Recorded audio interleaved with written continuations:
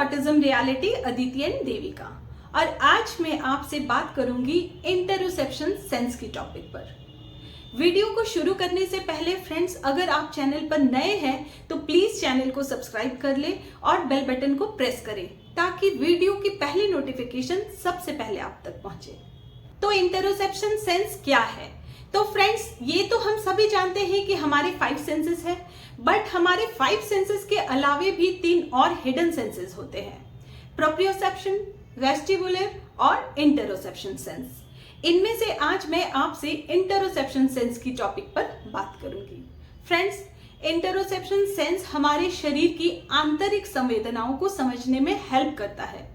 इसके माध्यम से हम जान पाते हैं कि हमारी बॉडी के अंदर क्या चल रहा है।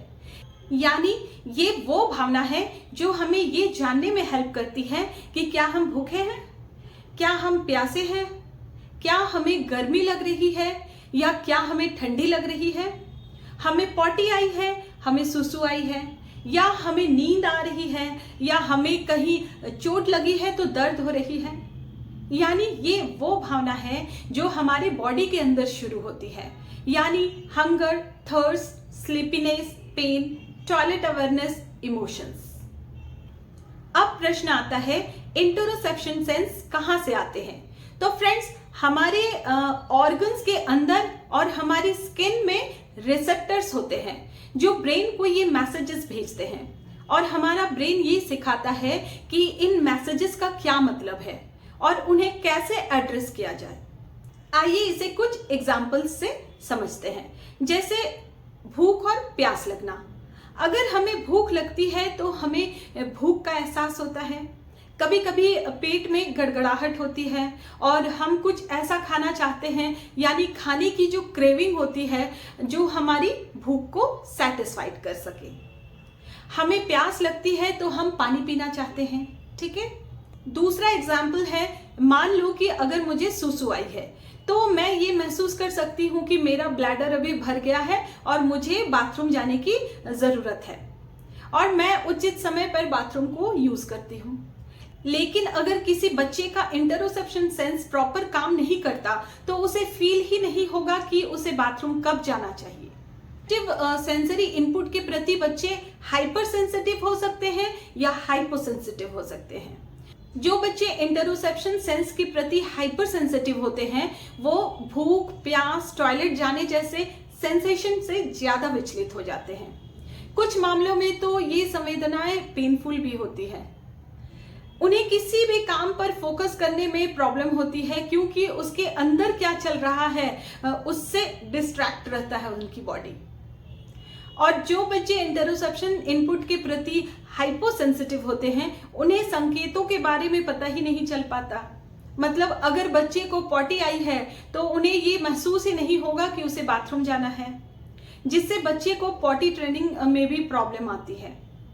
और दूसरा कि बच्चा खाना खाने के बाद भी पेट भर गया है का एहसास नहीं होता, वो खाना खाते ही रहते हैं। अगर कहीं चोट लगी है तो वहां दर्द का एहसास ही नहीं होगा। तो फ्रेंड्स, आइए अब जानते हैं कि आप बच्चे की इंटरोसेप्शन सेंस को डेवलप करने के लिए कैसे हेल्प कर सकते हैं। हम बच्चे को माइंडफुलनेस एक्टिविटीज कराकर या योगा करा सकते हैं। ऐसे एक्टिविटीज बच्चों को उनके बॉडी के अंदर क्या चल रहा है उनके बारे में अधिक अवेयर होने के लिए एनकरेज करता है। तो सबसे पहले योगा की बात करते हैं। जब हम बच्चे को योगा कराते हैं तो बच्चे में एक बॉडी अवेयरनेस आती है जिससे इंटरोसेप्शन सेंस को इम्प्रूव करने में हेल्प मिलती है, क्योंकि ASD वाले बच्चों में लिमिटेड फिजिकल अवेयरनेस होती है।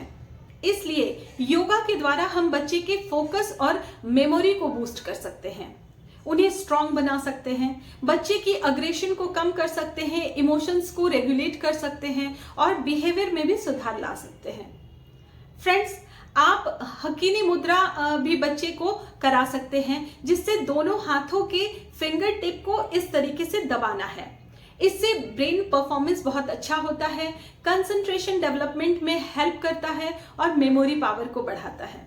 इसके अलावा बच्चों को माइंडफुलनेस एक्टिविटीज कराने से इंटरोसेप्शन सेंस को इम्प्रूव कर सकते हैं। हम बच्चे को डीप ब्रीदिंग करना सिखा सकते हैं, उन्हें इनहेल और एक्सेल करना सिखा सकते हैं। शुरू में बच्चा अपनी सांसों को होल्ड नहीं करेगा, इसलिए सिर्फ इनहेल और एक्सेल करना सिखाएंगे। जब बच्चा डीप ब्रीदिंग अच्छी तरह से सीख जाए तब हम बच्चे के सांसों को होल्ड करना सिखाएंगे। हम 5 टाइम्स काउंट करेंगे, फिर हम इनहेल करेंगे, फिर एक्सेल करेंगे।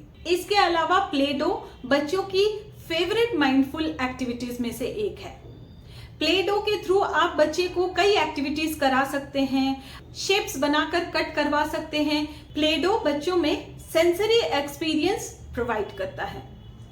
आप स्क्वीजी बॉल या स्माइली बॉल भी दे सकते हैं बच्चे को। नेक्स्ट आप बच्चे को स्ट्रेचिंग एक्सरसाइज भी करवा सकते हैं।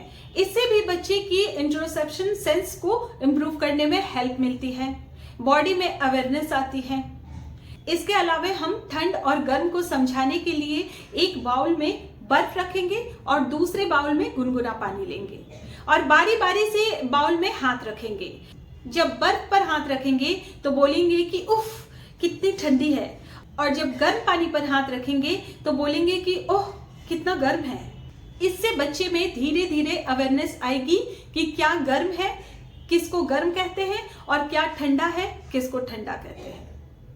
इसके अलावा हम बच्चे को व्हील बैरो वॉकिंग करा सकते हैं, एनिमल वॉक करा सकते हैं, क्लाइंबिंग करा सकते हैं, पुलिंग पुशिंग एक्टिविटीज करा सकते हैं, हम हर्डल क्रॉस करा सकते हैं। इससे भी बच्चे की बॉडी अवेयरनेस इंप्रूव होगी, क्योंकि बॉडी अवेयरनेस का डायरेक्ट कनेक्शन हमारे इंटरोसेप्शन सेंस से होता है। इसके अलावा बच्चों के ऑल्फैक्टरी सेंसरी सिस्टम भी बैलेंस्ड नहीं रहते।